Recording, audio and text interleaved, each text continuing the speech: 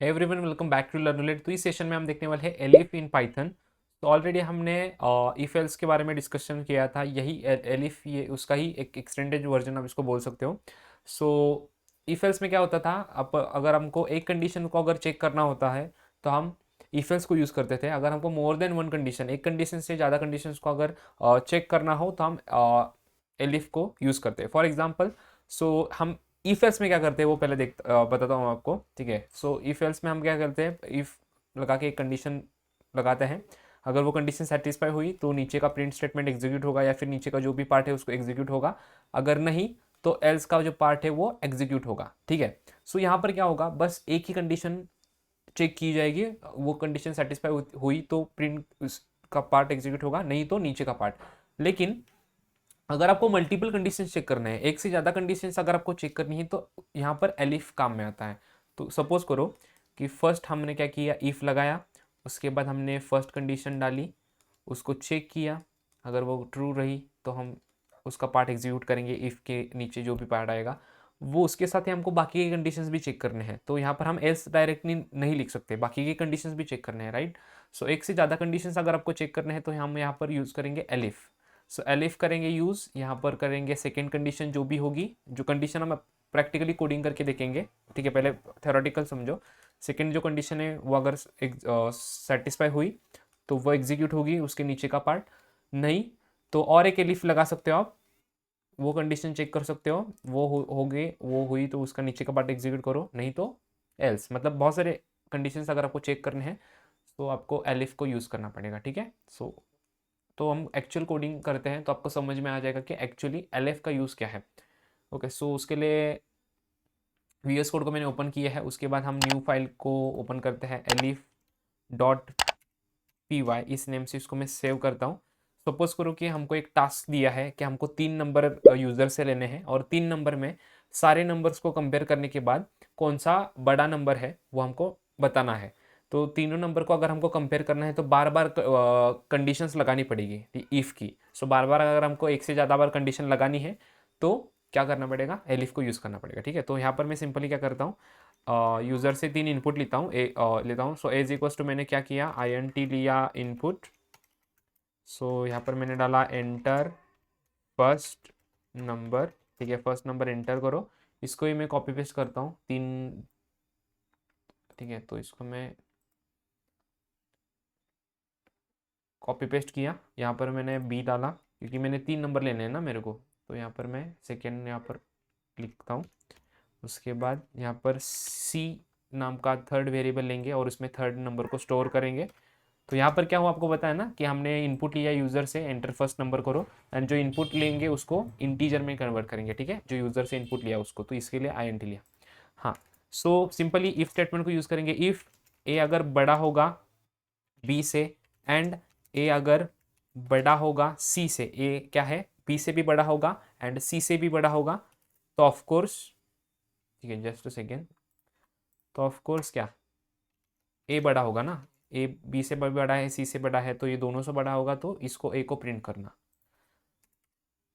Elif अगर ऐसा नहीं होता तो एक और एक कंडीशन चेक करो, बी ग्रेटर है क्या देखो, किससे, ए से, एंड बी ग्रेटर है क्या देखो, किससे, सी से, ठीक है। बी ए से अगर बी बड़ा होगा एंड सी से भी अगर बी बड़ा होगा तो ऑफ कोर्स बी बड़ा होगा। तो अगर वैसा कंडीशन अगर हमारा सेटिस्फाइड होता है तो प्रिंट करना है आपको बी। दोनों ए भी बड़ा नहीं है, बी भी बड़ा नहीं है, तो ऑफ कोर्स क्या बड़ा होगा, सी बड़ा होगा ना। सो इसकी वजह से एल्स, एल्स प्रिंट करो सी को। कोड को एक्सप्लेन करता हूँ, देखो। अगर ए बी से बड़ा है एंड ए सी से बड़ा है, तो दोनों से बड़ा है तो ए ही प्रिंट होगा। अगर फर्स्ट सेकेंड वाला नंबर फर्स्ट वाले नंबर से बड़ा है, सेकेंड वाला नंबर थर्ड वाले से भी बड़ा है, तो बी मतलब सेकेंड नंबर ही बड़ा होगा। एंड ये फर्स्ट वाला भी बड़ा नहीं है, सेकेंड वाला भी नहीं है, तो ऑफकोर्स जो थर्ड वाला है वही होगा। अब यहाँ पर बोलोगे कि एंड को क्यों यूज़ किया है, तो मैंने ऑपरेटर्स के बारे में बताया था, ऑपरेटर्स हम जब पढ़ रहे थे ना तब बताया था कि एंड ये लॉजिकल ऑपरेटर है, जब दोनों कंडीशन ट्रू होंगे तभी ये नीचे का पार्ट एग्जीक्यूट होगा, ठीक है। एंड का आपको मीनिंग पता होगा, दोनों कंडीशंस ट्रू होनी चाहिए तभी एंड का कंडीशन ट्रू होगा, और दोनों फॉल्स होते तो फॉल्स का और का होता है, यहाँ पर और ये हमने यूज़ नहीं किया। तो यहाँ पर मैं रन करता हूँ, रन करने के बाद मैं सिंपल पहले 1 डालता हूँ फर्स्ट नंबर, सेकेंड नंबर 2 डालता हूँ, थर्ड नंबर 3 डालता हूँ। अब आप यहाँ पर बोलोगे तो आउटपुट क्या आना चाहिए, first number, second number, third, 1 2 3 में सबसे बड़ा कौन है, 3, तो आउटपुट में 3 आना चाहिए, तो आ गया, ठीक है। आउटपुट में 3 आया कि नहीं, आया है। ओके, सो यहाँ पर सिंपली क्या हुआ, ए मतलब ए को 1 जो है वो ए को असाइन हुआ, 2 जो है वो बी को असाइन हुआ, 3 जो है वो सी को असाइन हुआ। तो क्या 1 बड़ा है क्या 2 से, नहीं, तो यहाँ पर कंडीशन फेल हुई, तो पहली कंडीशन एफ वाली यहाँ पर ही फेल हो गई।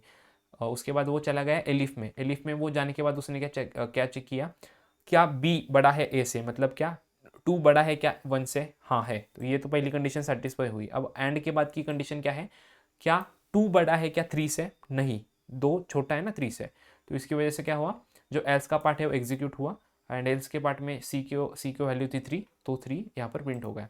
अब मैं एक और बार कोड को रन करता हूँ और वैल्यूज़ असाइन करता हूँ। मैंने यहाँ पर किया 90 असाइन, पहले बड़ी वैल्यू असाइन करता हूँ मैं, उसके बाद यहाँ पर मैंने 10 असाइन किया, और उसके बाद मैं यहाँ पर 30 असाइन किया। अब यहाँ पर वैल्यू क्या आना चाहिए आंसर, 90, 10 और 30 में ऑफकोर्स 90 आना चाहिए, बड़ा वैल्यू है, तो यहाँ पर आ गया आपका 90 आंसर। कैसे, ए को वैल्यू असाइन हुई 90, बी को असाइन हुई वैल्यू 10 एंड सी को असाइन हुई 30। So simply first if condition में क्या हुआ, ए मतलब क्या 90 बड़ा है क्या बी से, बी मतलब 10 से, हाँ बड़ा है, 90 मतलब ए बड़ा है क्या सी से, 90 बड़ा है 30 से, हाँ दोनों कंडीशन सेटिस्फाई हुए, तो जो ए की वैल्यू है 90 वो नीचे प्रिंट हो गई। अब एक बार ये इफ़ का कंडीशन सेटिस्फाई हुआ ना, तो नीचे का कंडीशन भी वो चेक चेक भी करेगा, तो सेटिस्फाइड नहीं होंगे वो कंडीशन। ओके, तो होप सो कि आपको समझ में आया होगा कि इफ एल्स का एलिफ का यूज़ किस तरह से होता है इफ एल्स का यूज़ होने के बाद। ओके, मल्टीपल कंडीशंस को अगर आपको चेक करना होगा तो हम क्या करते हैं, जो एलिफ है उसको यूज़ करते हैं फॉर मल्टीपल कंडीशंस। ओके, सो इस सेशन में इतना ही गाइस, सेशन पसंद आता है तो प्लीज़ वीडियो को लाइक कर दो, चैनल के बने को सब्सक्राइब करो, शेयर करो। आपका जो भी फीडबैक है वो आप कमेंट सेक्शन में डाल सकते हो, जो भी डाउट होगा वो भी आप कमेंट सेक्शन में डालो। ओके, एंड वीकली जो हम लाइव डाउट से सॉल्विंग सेशंस ले रहे हैं उसमें आपके डाउट्स क्लियर किए जाएंगे। ओके ओके, सो मिलते हैं नेक्स्ट वीडियो में, तब तक के लिए बाय बाय।